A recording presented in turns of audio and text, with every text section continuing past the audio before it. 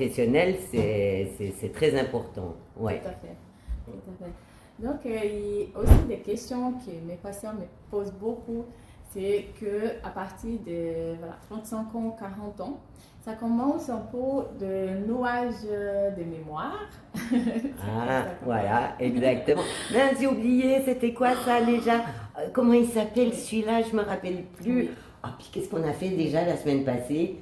Hein? Qu'est-ce que j'ai mangé hier? Qu'est-ce que j'ai mangé hier? Voilà. Oh là là, je pense que ça vous parle ça. Mon Dieu, mon Dieu. Alors Flavia, qu'est-ce qu'on peut faire pour ça? Parce que alors ça, Voilà, hein? on a parlé des omégas, mais voilà, c'est les omégas que ça aide beaucoup pour la mémoire. Comme j'ai parlé de HA, justement pour les cerveaux, pour aider la mémoire, parce que ça commence quand même à avoir un peu de nuages là, d'oubli. On rigole, mais des fois c'est très sérieux. J'ai eu une patiente elle était arrivée, elle pleurait, parce qu'elle avait un rendez-vous très important avec un travail, en entreprise, et elle a oublié. Elle a oublié d'aller carrément. Ah ouais. Complètement. Ouais. Donc il y a quand même des cas qui sont très sérieux à ce niveau, d'oublier un enfant dans la voiture. Et là, c'est vraiment quelque chose que ça touche beaucoup au niveau émotionnel des femmes. Ouais. Parce qu'on se sent culpabilisé, on se sent vraiment responsable, comme si, mais pourquoi j'ai oublié ça? Si c'est quelque chose de très important. Ouais. Donc là, quand on parle vraiment d'alimentation ciblée, des compléments alimentaires spécifiques, c'est vraiment parce qu'on a besoin. D'abord, je dis, c'est d'être aperçu ces effets, des changements. Pourquoi avant, j'ai mémorisé plusieurs numéros de téléphone, et maintenant, j'arrive plus. Ouais. J'arrive même peut-être des 2 ou 3 téléphones. Bon, on sait qu'il y a beaucoup de radiations. Maintenant, on est là avec vous par les vidéos, que c'est magnifique, par l'Internet. Mais on a trop quand même. Il y a trop d'informations qui viennent de partout. Et des aussi, radiations, que ça touche nos cellules, et ça aussi, c'est quelque chose que c'est comme une toxine pour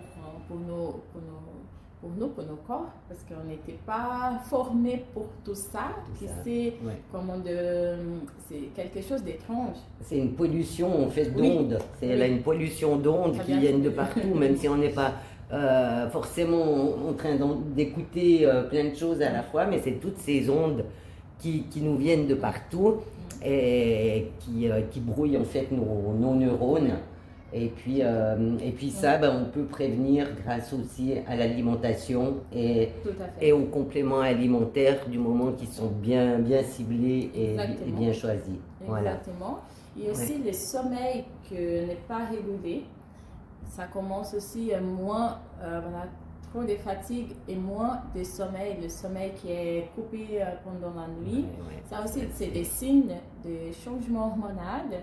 Là, c'est par le cerveau, la hypophyse qui produit d'estrogène, mais quand il n'y a pas une réponse d'organes de cette production, donc ça aussi par rapport à la progestérone, quand le cerveau il produit, mais le corps il produit moins, ou il y a déjà une dysfonction, ça, c'est déjà des signes que sur le sommeil qu'il y a quelque chose qui commence.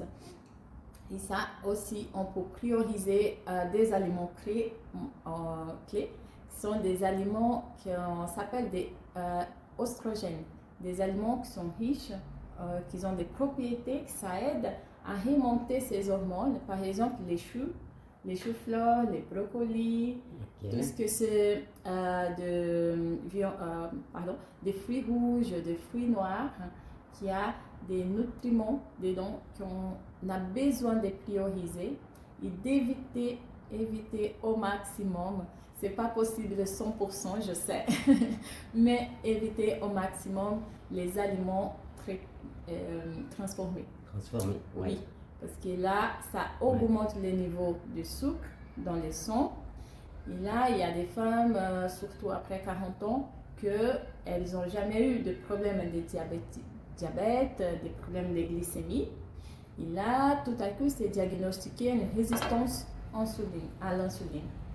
Alors donc en fait le diabète peut venir comme ça. On n'a pas besoin d'être en surpoids ou forcément manger beaucoup de sucre pour être à ce niveau de la résistance à l'insuline. Et ça c'est aussi hormonal parce que l'insuline c'est une hormone.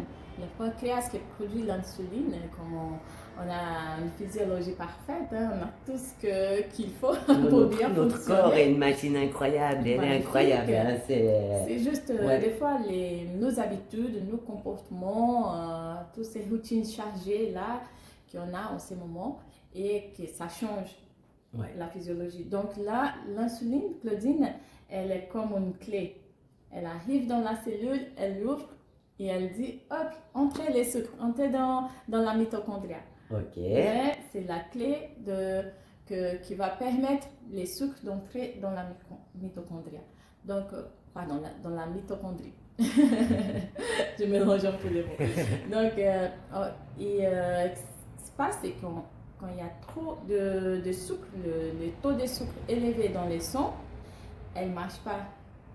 Elle n'arrive pas à ouvrir la porte et dire les cellules entrez. Et c'est là que la personne, elle ne sent pas la satiété. Elle a faim tout le temps. Même qu'elle a mangé, parce qu'elle a mangé sucré. Elle a grignoté là un biscuit à la place d'un noix, par exemple. Elle a grignoté des biscuits. Elle a dit, bon, je prends une boisson sucrée pour me donner plus d'énergie. Mais en fait, ça augmente pas au niveau forcément du cerveau, mais c'est le sucre qui augmente dans les sangs. Et là, l'insuline n'arrive pas à faire son travail parce qu'il y a trop. Et là, malheureusement, hop, ça donne la résistance à l'insuline. Il n'y a pas de satiété. S'il n'y a pas de satiété, qu'est-ce qu'elle va faire? Elle va manger encore et encore.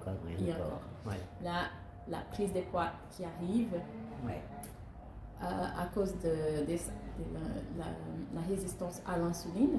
Qu'est-ce que je fais, Flavia? Parce que j'ai faim, j'ai envie de manger et voilà, et je sens tout en faim. Là, on va prioriser les protéines, comme on a parlé un petit peu avant, comme tu as dit pour ton groupe sanguin. Là, on va prioriser la protéine. Les protéines, en fait, les protéines animales, aussi les graines qui sont riches en protéines, les graines de lin, la graine de courge. On va prioriser vraiment les protéines, mais c'est pas que manger beaucoup en grosse portion, c'est pas que ça, mais de savoir vraiment la quantité et les types de protéines à prioriser. Moi, je conseille aussi des protéines, la poudre de protéines pour les gens qui a des difficultés pour avoir une prise de masse musculaire, mais c'est pas que on va prendre du whey, on va prendre des créatines et tout mélanger. Non, avant tout ça, on va traiter le transit. On va traiter l'organe qui a les plusieurs récepteurs, les plusieurs prises, parce que si le transit il est inflammé, s'il y a un souci au niveau des microbiotes, il n'y a rien qui va avoir une bonne absorption. Il n'y a rien qui va entrer. D'abord, on va prioriser le transit. Et là, je propose des bilans, des tests, justement, qu'on puisse voir. On peut aussi demander au médecin traitant pour faire des bilans. Il y a des bilans sanguins, mais il y a aussi la colonoscopie, pour qu'on puisse savoir qu'est-ce qui se passe au niveau du transit. Parce qu'il y a des femmes de 40 ans, 50 ans, elles n'ont jamais fait un bilan pour contrôler qu'est-ce qui... Voilà. Et elles se sont toujours gonflées, toujours lourdes au niveau du ventre, mais les médecins, ils ne vont pas nous proposer, hein. C'est nous qu'on doit demander. On doit demander, parce que nous, on se dit, tiens, mais c'est bizarre, c'est le champ de bataille là-dedans. Hein, pour finir, on prend des conseils à gauche, à droite, on essaye de bien faire, et puis en fait, ça ne va pas mieux. Et comme dit Flavia, la meilleure chose à faire, c'est déjà de contrôler qu'est-ce qui se passe à l'intérieur de nous, et puis après, d'être conseillé par un professionnel parce que souvent on perd du temps à vouloir essayer soi-même, à vouloir tout faire tout seul. Mais maintenant, voilà, en plus on a beaucoup de connaissances qui sont arrivées, mais des fois on ne va pas chercher les informations où il faut. Et puis c'est là justement l'important d'aller vers une personne de confiance, quelqu'un qui connaît bien aussi le sujet. Et puis de commencer par la base, c'est-à-dire faire déjà un contrôle sur soi. Et puis après, on peut mettre les choses en place et prendre les bons compléments si on en a besoin. Et si on n'en a pas besoin, voilà, faire des fois des petits ajustements dans l'alimentation. Et puis si tout va bien, tant mieux, tout va bien, on continue comme ça, on ne change pas quelque chose qui fonctionne. Exactement. Voilà. Aujourd'hui, j'ai dit, dans nos générations, ces moments-là, c'est vraiment pas facile d'avoir une bonne santé, en fait, que par l'alimentation. Parce que les femmes, elles travaillent tout le temps. Il y a des enfants, il y a la famille, il y a l'entreprise. On a beaucoup d'entrepreneuses là qui nous voient en ce moment. Et c'est vraiment une routine chargée. Si nous, comme nous, on travaille à la maison, ça nous aide beaucoup de préparer notre repas, de garder le plutôt possible une bonne alimentation, une bonne gestion du temps pour préparer les aliments frais, les aliments vivants. Voilà. Ça, c'est important. Les aliments transformés, ils ne sont pas vivants. Et puis les aliments aussi qui sont de saison. Parce que de la saison, exactement. Parce que ça aussi, maintenant on a tout dans les supermarchés, mais il y a des choses qui viennent de Nouvelle-Zélande, qui viennent de l'autre côté du monde. Il faut bien se dire qu'ils ont dû être transportés. On va pas être extrémiste non plus, on va quand même se faire plaisir. Moi, je me fais aussi plaisir et tout, mais quand même privilégier, justement, on a des très bons légumes de saison.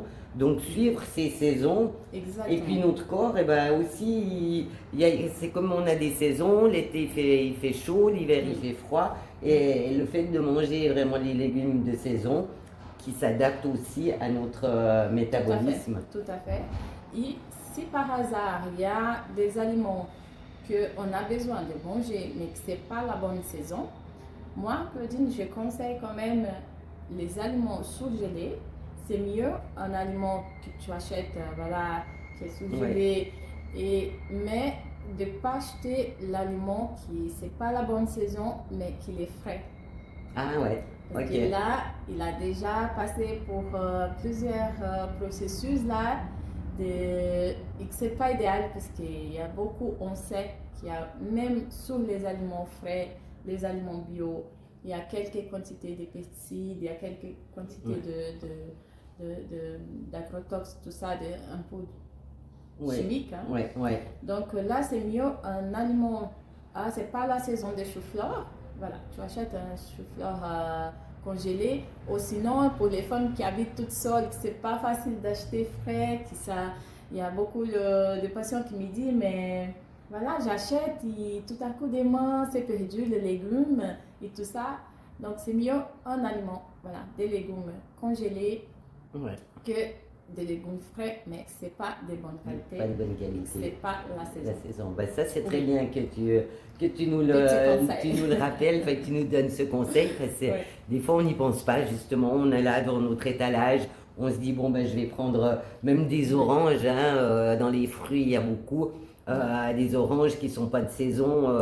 Bananes, on aime bien. Mais... Alors si c'est de temps en temps, comme on dit, toujours se faire plaisir, mais après, bien être conscient qu'en fait, si ça vient de l'autre côté de la planète, certainement que ça a mûri dans des containers, peut-être qu'ils ont mis quelques poudres dessus pour leur donner bonne mine, et puis ça en ingurgite, et puis après, c'est notre corps qui prend tous ces déchets, en fait, toute cette toxicité. Tout à fait, et après, on voit ça sur le bilan, la biorésonance que je fais par la main.